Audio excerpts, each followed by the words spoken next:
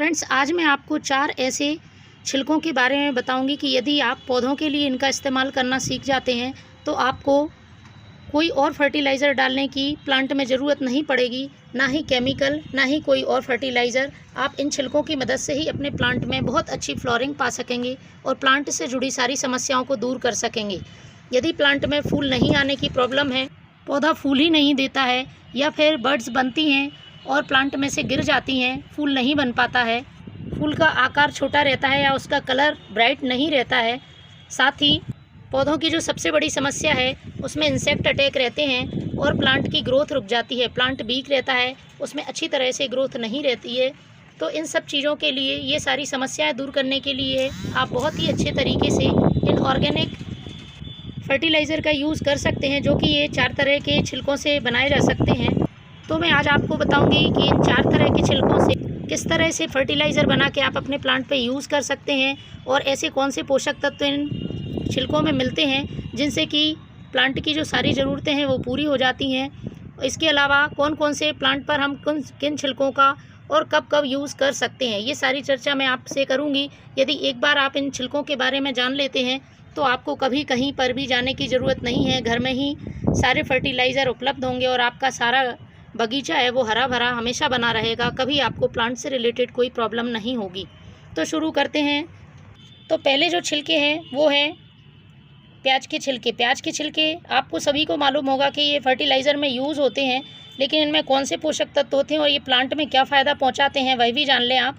ये प्याज के छिलके हम यूं ही फेंक देते हैं तो इसमें बहुत अच्छी मात्रा में iron, calcium, magnesium, potassium, copper, vitamins और फॉलेट होते हैं। और प्लांट की जो जड़ें मजबूत होती हैं वो कैल्शियम की वजह से होती हैं, साथ ही जो प्लांट में फ्लोरिंग होती है वो पोटेशियम की वजह से होती है। तो इसमें बहुत अच्छी मात्रा में पोटेशियम होता है। यदि प्लांट में आप इस प्याज के छिलके से बना फर्टिलाइज़र यूज़ करते हैं तो प्लांट में जो फूल नहीं आने की समस्या है वो दूर हो जाएगी। मैं आपको आगे बताऊंगी कि आपको किस तरह से इनके फर्टिलाइज़र बनाने हैं। आप इनका लिक्विड फर्टिलाइज़र भी बना सकते हैं और सॉलिड फर्टिलाइज़र भी सॉइल में यूज़ कर सकते हैं। दूसरे छिलके की बात करते हैं तो ये है केले का छिलका। केले का छिलका हम यूं ही फेंक देते हैं, लेकिन ये सभी केमिकल फर्टिलाइज़र को पीछे छोड़ता है अपने फ़ायदों के अनुसार। यदि इसके फ़ायदे आप जान लेते हैं प्लांट के लिए तो आप कभी भी नहीं फेंकेंगे। एक बार यदि इसको आप आजमा के देखते हैं तो प्लांट में बहुत अच्छी ग्रोथ होती है, लेकिन इसको यूज़ करने का तरीका समय के हिसाब से अलग होता है। यदि आप बारिश में यूज़ कर रहे हैं तो किस तरह से करना है, और सर्दी गर्मी में यदि यूज़ कर रहे हैं तो किस तरह से करना है, वो मैं आपको बताने वाली हूँ।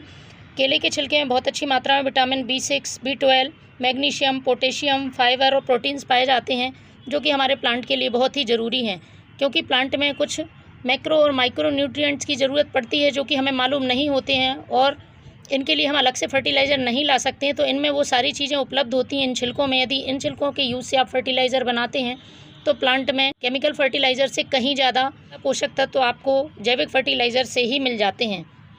यदि मैं यूज़ करने का तरीका बता दूं तो यदि आप फर्टिलाइज़र में केले के छिलके का लिक्विड फर्टिलाइज़र बनाते हैं तो बारिश के दिनों में इसको थोड़ा अवॉइड करना चाहिए, क्योंकि बारिश के दिनों में फंगस लगने की समस्या हो सकती है इस केले के छिलके से। तो इसके लिए आप सूखे हुए केले का छिलका या सूखे हुए केले के छिलके का पाउडर का यूज़ कर सकते हैं और प्लांट को दे सकते हैं। बाकी दिनों में आप इसको आसानी से लिक्विड खाद बना के यूज़ कर सकते हैं।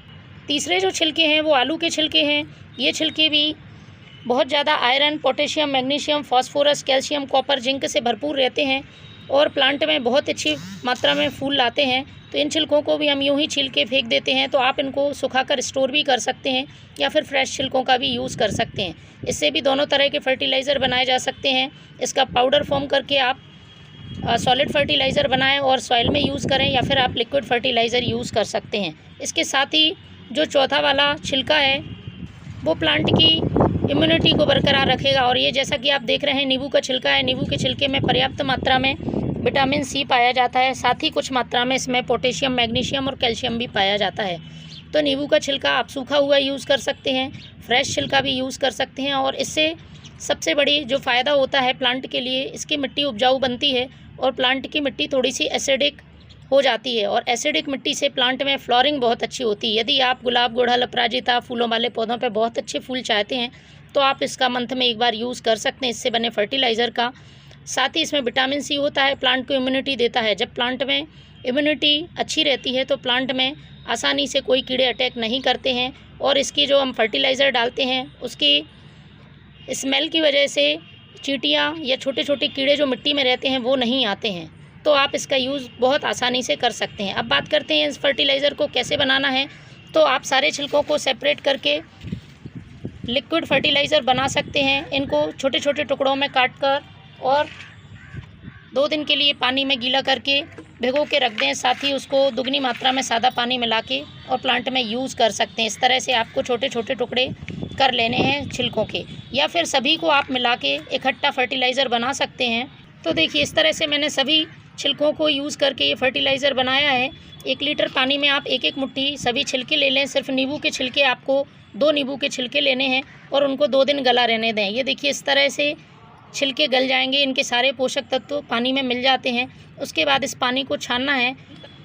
1 हिस्सा फर्टिलाइज़र और 2 हिस्से सादा पानी मिला के आप अपने प्लांट की सॉइल में डाल सकते हैं। तो फ्रेंड्स, इन छिलकों का आप ज़रूर इस्तेमाल करें, देखेंगे आपको किसी दूसरे खाद की ज़रूरत नहीं होगी। Thank you.